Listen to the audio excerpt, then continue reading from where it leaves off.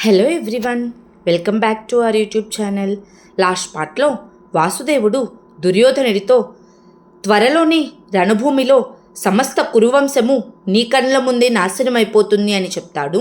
ఆ తరువాత ఏం జరిగిందో ఇప్పుడు తెలుసుకుందాం.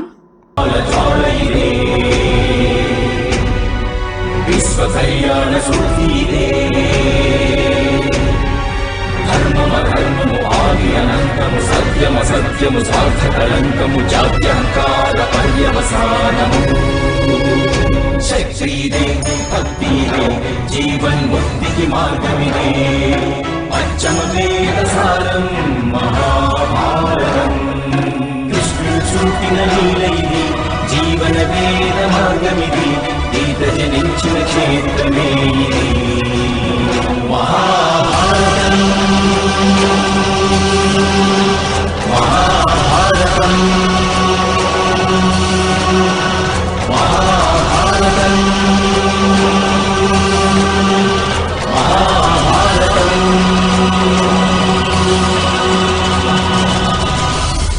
ఆ తరువాత వాసుదేవుడు ధృతరాష్ట్ర మహారాజు ప్రణామాలు చేసి అక్కడి నుంచి వెళ్ళిపోతాడు.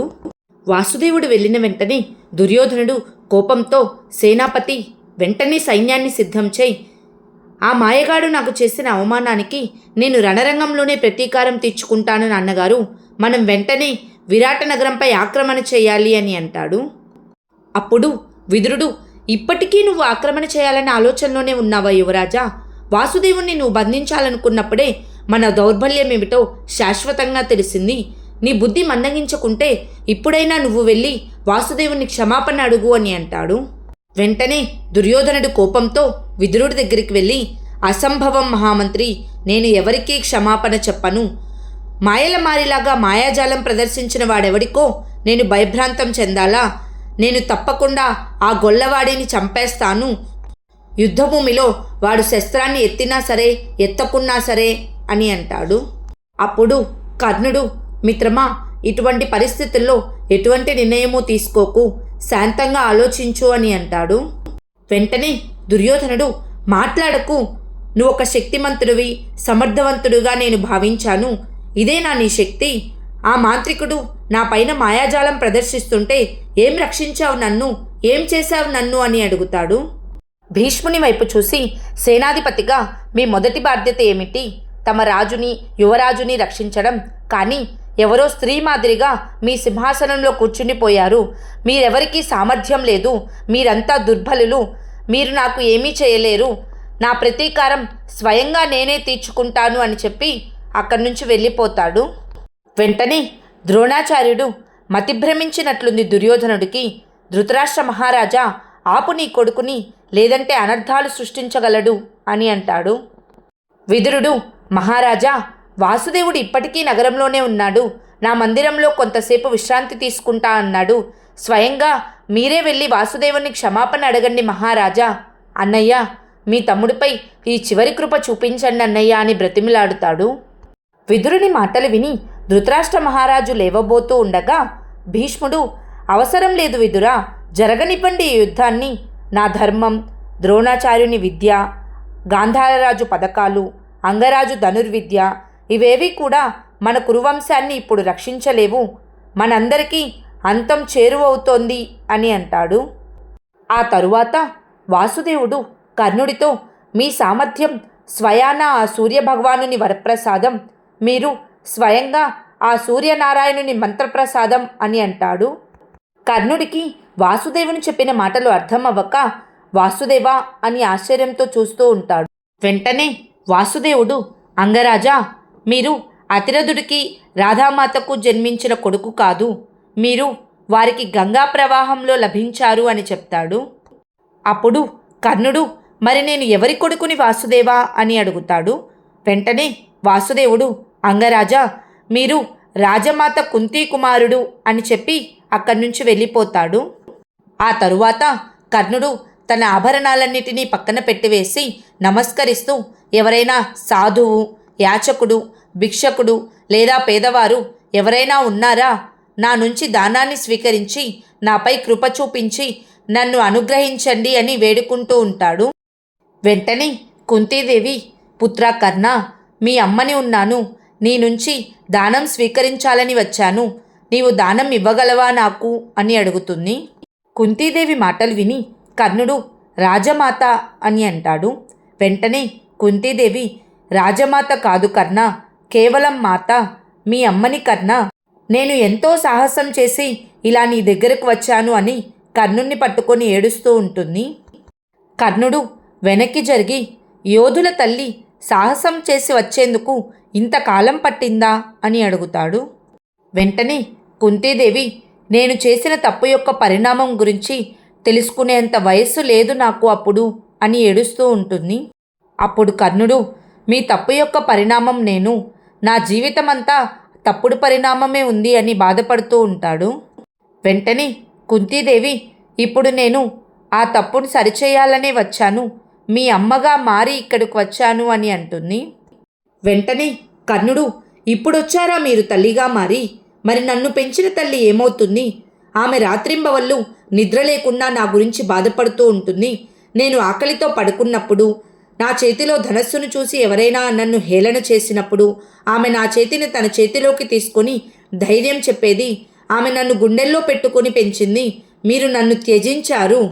ఇప్పుడు ఆమె తలచి తలచి బాధపడుతూ ఉంటుంది. లోకులు నన్ను వేరొకరి కుమారుడిగా భావిస్తారని. ఆ తల్లి ఏమవుతుంది అని అడుగుతాడు. అప్పుడు కుంతీదేవి ఏడుస్తూ, అప్పుడు నేను నిన్ను త్యజించడమే నేను చేసిన తప్పు. ఈ అమ్మను క్షమించు పుత్రా, కానీ నేను ఇప్పుడు వచ్చేశాను, మనం కలిసి పరిస్థితులను మార్చగలం అని బాధపడుతూ ఉంటుంది. వెంటనే కర్ణుడు, గతాన్ని ఏ విధంగా మార్చగలరు రాజమాత? మీరు నన్ను కాదనుకున్నారు, దీనిని మార్చగలరా? నేను ఎప్పుడూ మీ ముందే ఉండేవాడిని, కానీ మీరు నన్ను స్వీకరించలేదు, ఈ పరిస్థితిని మార్చగలరా? నా తమ్ముళ్ళే నాకు శత్రువులయ్యారు, ఈ పరిస్థితిని మార్చగలరా? ఒక చెట్టు నుండి నేలరాలిన పండుని మళ్ళీ తిరిగి ఆ చెట్టుకు అతికించలేము రాజమాత. గతాన్ని ఎవరూ మార్చలేరు, మీరు నేను ఎవరూ మార్చలేరు. మీరు అప్పుడు మీ కొడుకుని ఏ ప్రవాహంలో వదిలేశారో మీ కొడుకు ఆ ప్రవాహంలోనే మునిగిపోయాడు రాజమాత అని అంటాడు. అప్పుడు కుంతీదేవి ఏడుస్తూ, నా కొడుకుని వెతకడంలో నాకు సాయం చేయి కర్ణ అని అడుగుతుంది. అప్పుడు కర్ణుడు, ఎక్కడని వెతుకుతారు? అగ్నిజ్వాల ఆరిపోయినప్పటికీ ఆ భస్మంలో నిప్పులు జ్వలిస్తూనే ఉంటాయి. అదేవిధంగా ఇప్పుడు నీ కొడుకు జ్వలిస్తున్నాడు. జీవిత పర్యంతం బాధలు అవమానాలతో మీరు ఇప్పుడు మీ కొడుకుని వెతకకుండా ఉండడమే మంచిది అని అంటాడు. వెంటనే కుంతీదేవి, ఈ కష్టాన్ని ఇప్పుడు మనం అంతం చేయగలం కర్ణ. అప్పుడు నీకు ఎటువంటి అవమానాలు, దుఃఖము, కన్నీరు ఉండవు. నువ్వు పాండవుల్లో ఒకడివి అవుతావు, నా కొడుకులకు అన్నయ్య అవుతావు అని అంటుంది. అప్పుడు కర్ణుడు, నన్ను నేను దుర్యోధనుడికి సమర్పించుకుంటున్నప్పుడు మీరు అందరి ముందు నిజం ఎందుకు చెప్పలేదమ్మా? అప్పుడు మీరు నిజం చెప్పి ఉంటే ఇప్పుడు నేను మీ కొడుకుగా ఉండేవాడిని, మీ పక్షాన ఉండేవాడిని. కానీ ఇప్పుడు నేను ఆ పని చెయ్యలేను. నేను నా మాటకు కట్టుబడి ఉన్నాను. నేను యువరాజును ఎప్పటికీ త్యజించలేను. పదే పదే అధర్మం, అత్యాచారాలు చూస్తూ నా మనసు క్షోభిస్తూ ఉన్నా సరే నేను నా మాటకు బద్ధుడై ఉన్నాను. నా బాణాలు ఎప్పుడెప్పుడు నా తమ్ముళ్లను గాయపరుస్తాయో అప్పుడు నా గుండె నుంచి రక్తం ప్రవహిస్తుంది. ఇదే భయంతో నేను జీవించాల్సి ఉంటుంది. కానీ నేను ఇచ్చిన మాటను తప్పి అధర్మం చేయలేను అని అంటాడు. అప్పుడు కుంతీదేవి, నువ్వు యుద్ధానికి వెళ్ళవద్దు కర్ణ, అది కూడా ఒక రకంగా ధర్మమే కదా అని అంటుంది. అప్పుడు కర్ణుడు, వృషాలి మిమ్మల్ని ఒక ప్రశ్న అడగమంది రాజమాత. అభిమానాన్ని ధర్మంగా భావించడం సరైనదా, లేక ధర్మం అభిమానంగా మారడం సరి అయినదా అని అడుగుతాడు. వెంటనే కుంతీదేవి, ధర్మమే అభిమానంగా మారాలి, ఇదే సరైనది అని అంటుంది. అప్పుడు కర్ణుడు, నా ధర్మం ఏమిటో నాకు బాగా తెలుసు. నా ధర్మాన్ని నేను త్యజించలేను. నా ధర్మాన్నే కాదు, యువరాజును కూడా త్యజించలేను. మీరు బయలుదేరండి రాజమాత అని చెప్పి అక్కడి నుంచి వెళ్ళిపోతూ ఉంటాడు. వెళ్తూ వెళ్తూ కర్ణుడు, మీరు మీ జీవితంలో మౌనం వహించారు, కానీ దాని బాధను కేవలం నేను మాత్రమే అనుభవిస్తున్నాను. ఈ బాధ అనుభవించడం నాకు అలవాటైపోయింది. కానీ మీరిప్పుడు ఆ మౌనం నుంచి బయటకు వచ్చి ఆ బాధను అందరికీ పంచకండి. నా 5 తోబుట్టువులకు ఈ చేదు నిజాన్ని చెప్పకండి. నాకు బాగా తెలుసు, వారి మనస్సులో ఎప్పుడూ ధర్మానికే స్థానం ఉంటుంది. నన్ను వెంటనే స్వీకరిస్తారు. కానీ నేను వారందరి సామర్థ్యాన్ని యువరాజు చదరణాల చెంత ఉంచాలనుకుంటున్నాను. యుద్ధాన్ని జరగనివ్వండమ్మా. నేను పడుతున్నటువంటి బాధను వారికి ఏమాత్రమూ తెలియనివ్వకండి. వారిని ఈ అజ్ఞానంలోనే సుఖంగా ఉండనివ్వండి.